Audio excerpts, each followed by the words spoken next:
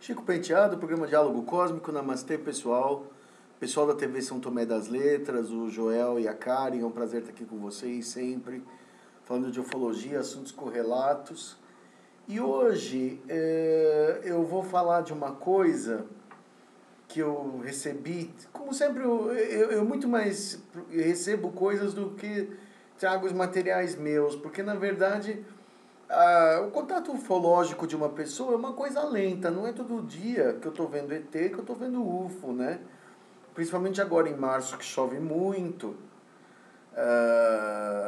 eu geralmente tenho dificuldade de fazer vigília ufológica. Hoje está, por exemplo, um dia nublado aqui no estado de São Paulo, não vale a pena, né? Mas eu recebi de um amigo, um colega de escola, aliás, um site científico muito interessante chamado Quora Digest, Q-U-O-R-A,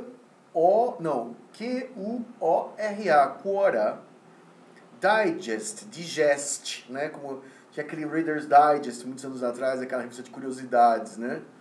E esse Quora Digest fala alguma coisa sobre evolução das espécies que corrobora aquilo que eu tinha entendido que os ETs tinham explicado, né?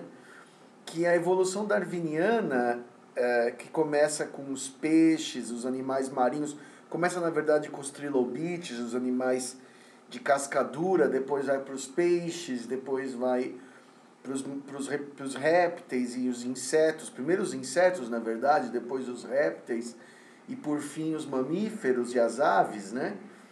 Essa sequência ela é mais ou menos universal, né? Ela acontece no espaço afora de uma forma mais ou menos repetitiva. Embora Darwin, você pode falar assim, Darwin errou porque o homem foi resultado da influência dos Anunnaki, Mas a influência dos Anunnaki interferiu, né, se foi o caso, numa sequência natural biológica do universo, que é essa evolução. A inteligência, segundo o que os reptilianos falam, ela desenvolve a partir de vários tipos de animais, né?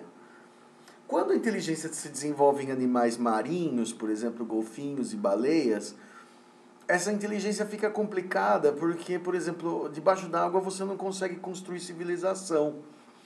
Você não consegue manipular o fogo, você não consegue manipular os metais, o vidro, né? Então a construção de uma civilização, né, depende muito de duas coisas, né? Um cérebro que tenha neocórtex, né? Um cérebro que raciocina, né? E as mãos em oposição, né? Quer dizer, você tem que ter pelo menos uma garrinha ou duas, né? Você pode ter até um dedo a menos, mas você tem que ou dois dedos a menos, mas você tem que ter alguma coisa para pegar as coisas, né? Então, assim, a nível de mar, os únicos seres que realmente poderiam sair da água, talvez, e construir uma civilização seriam os moluscos, os polvos, né? Tanto que existem seres polvoides, já foi visto, seres com aparência de polvo, né?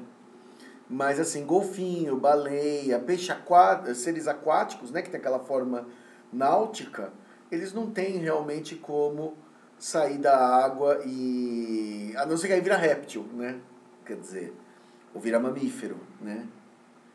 Se desenvolver pelo vira mamífero, se desenvolver escama vira réptil.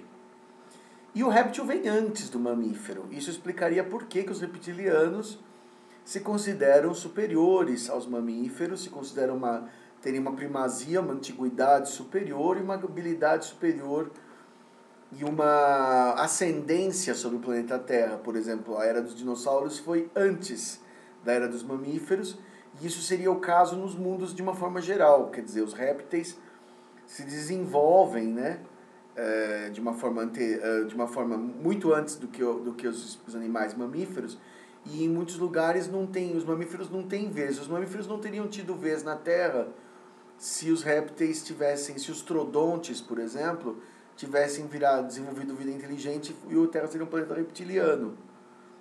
Porque provavelmente os dinossauros foram extintos por facções inimigas dos reptilianos, para não permitir que a inteligência réptil se desenvolvesse, né?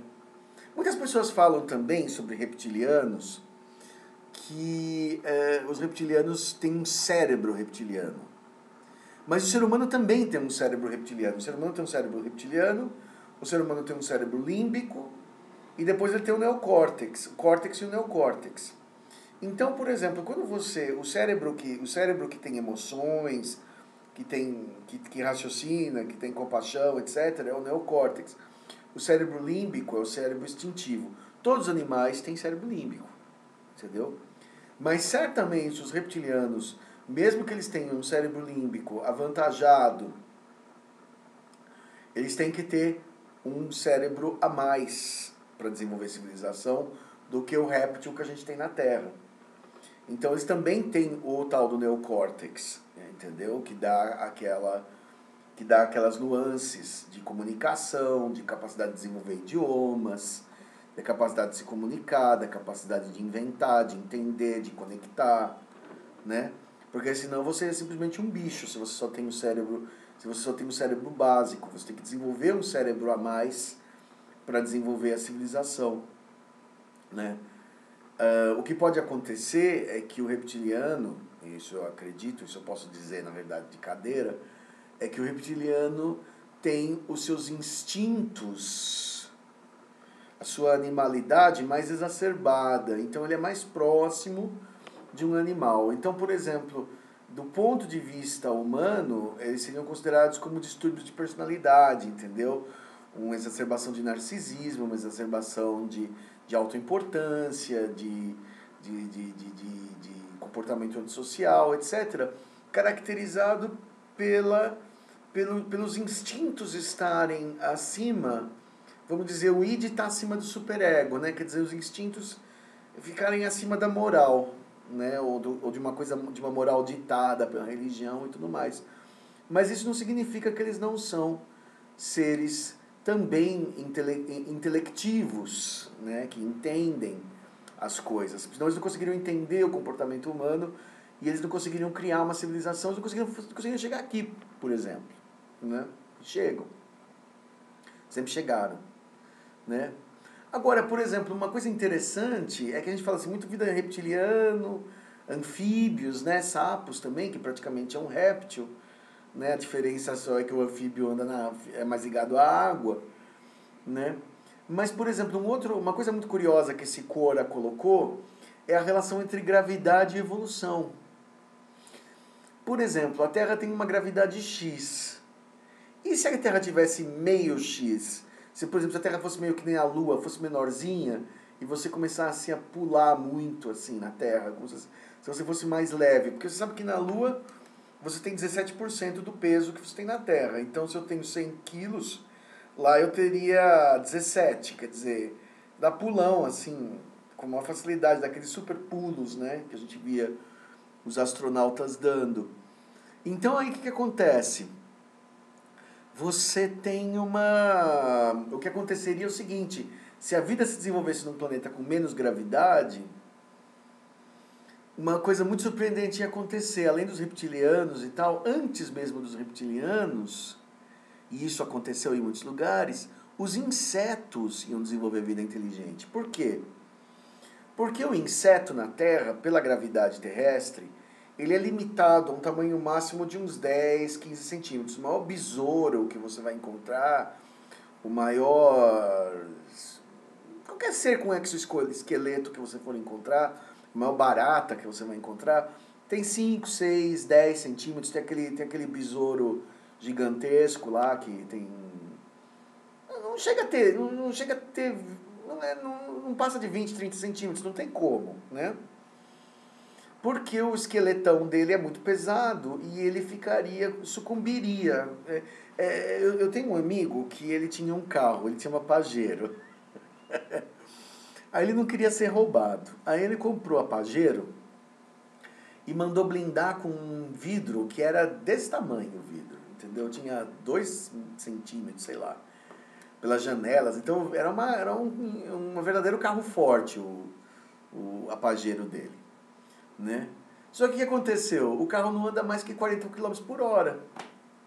Porque ficou pesado, ele está sempre carregado, né? As pessoas dentro nem fazem tanta diferença, mas tem tanto material blindado ali que o carro não andava mais. Aí não valia mais nada, entendeu? Era um carro caro que ficou totalmente desvalorizado, porque ninguém pensou nisso, né? Então a mesma coisa acontece com os insetos. Eles não podem ficar maiores que um certo tamanho, porque o esqueletinho deles é externo, então ele é muito mais extenso do que o esqueleto dos répteis e dos mamíferos, que é interno. Então, assim, ele tem uma leveza. Só que o inseto é muito mais resistente, né? Ele é um ser que vive numa armadura, né? Então, o que aconteceria? Num planeta com menos gravidade, né?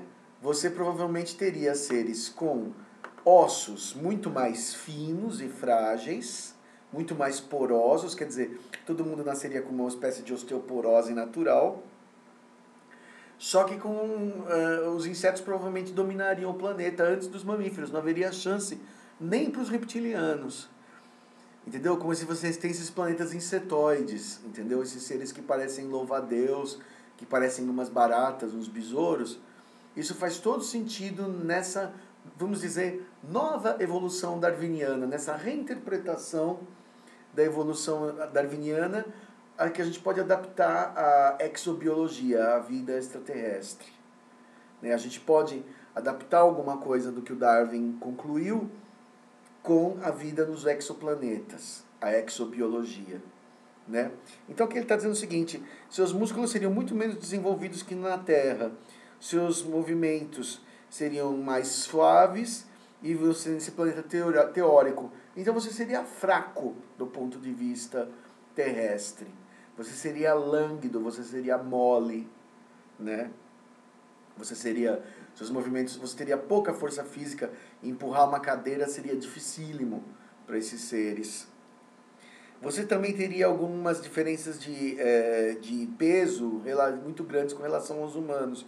Quer dizer, no caso dos humanos, por exemplo, eles poderiam ser muito mais altos, se chegasse a isso. Mas com ossos muito mais frágeis. Quer dizer, na Terra ele ia esmagar que nem um ovo. Né? Porque a gravidade da Terra puxa seus esqueletos. Mas alguma coisa mais interessante. Os insetos, né, têm uma gravidade... A gravidade da Terra puxa seus corpos para baixo. Por isso os insetos não poderiam ser muito maiores do que são. Não conseguiriam mais se mover. Mas num planeta com metade da gravidade da Terra, caso houvesse uma superfície sólida, haveriam formas mais próximas às formigas ou cupins, que viriam muito antes dos primatas. E esses insetos desenvolveriam uma civilização complexa antes de que as espécies competidoras, né, os mamíferos e os répteis e as aves, tivessem a chance de criar armas. Quer dizer, eles iam tomar conta na guerra primitiva pela primazia, né, como o Homo sapiens e o Neandertal. Num planeta assim, os insetos acabariam sendo uma espécie dominante, o que fará com que nosso primeiro contato interestelar pareça mais com uma abelha do que com um ET. Aí eles têm aquelas fotos daqueles super gigantes, insetos e tudo mais. Isso faz todo sentido, né? Isso tem tudo a ver. Então, por exemplo, em planetas, concluindo, né? Assim, vamos fazendo um sumário. Em planetas onde a vida sai da água, os animais inteligentes que desenvolvem civilização teriam que ter tentáculos, ser uma espécie de polvo, ou acabar sendo um animal com braços e pernas anfíbio, né? Totalmente aquático não tem como. Depois, quando a vida terrestre quando a vida emerge para o solo, né, que é a segunda fase da vida, basicamente, né, todos os planetas, sai da água e vai para a Terra, os insetos vêm primeiro. Quer dizer, se a gravidade for pequena, eles podem crescer como os dinossauros cresceram, né? Crescer quer dizer, crescer até o tamanho de um ser humano, um pouco menor, da Terra, e ficar um ser inteligente e poderoso. E aí tudo bem, né? Virar um ser capaz de construir uma civilização. Se isso não acontecer, você tem o segundo passo, que são os répteis. O terceiro nível, que são os répteis. Os reptilianos são a primeira inteligência que desenvolve depois dos insetos. Por exemplo, na Terra, os dinossauros, há 60 milhões de anos no Jurássico e no Triássico, poderiam ter se tornado seres inteligentes e ter dominado a Terra facilmente. Especialmente o Troodonte, que estava indo nesse caminho. Ele era um animal gregário, caçava em grupo, era pequenininho, não era tão...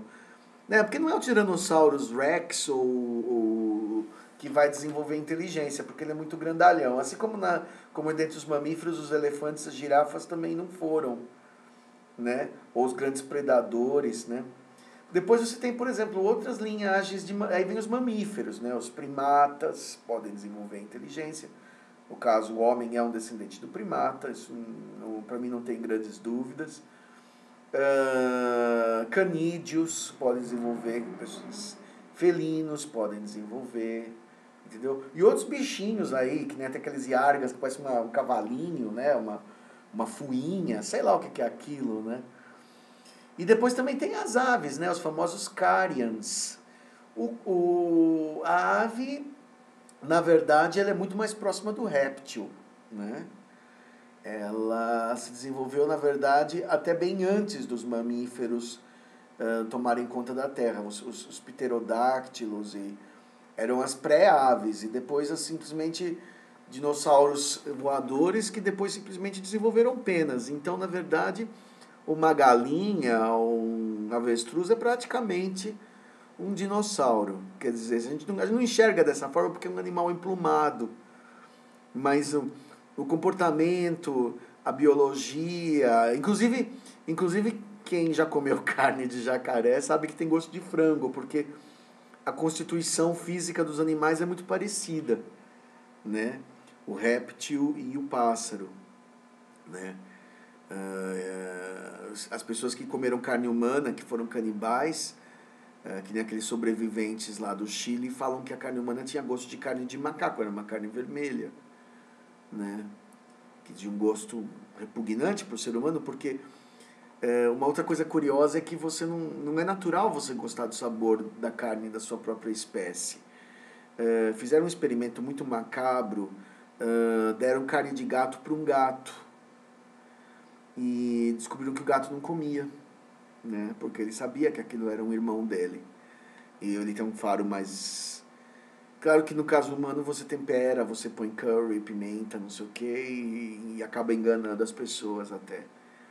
Mas é muito interessante como você tem uma consciência de espécie, né? O que é muito interessante no caso, tá? Então isso é muito interessante, esse Quora Digest fez esse comentário sobre o desenvolvimento da civilização insetoide. Por que poderia existir uma civilização insetoide? Porque a gravidade varia. Porque gravidade, distância... Os Greys, por exemplo, eles vêm de um planeta... Eles têm olhos imensos, né?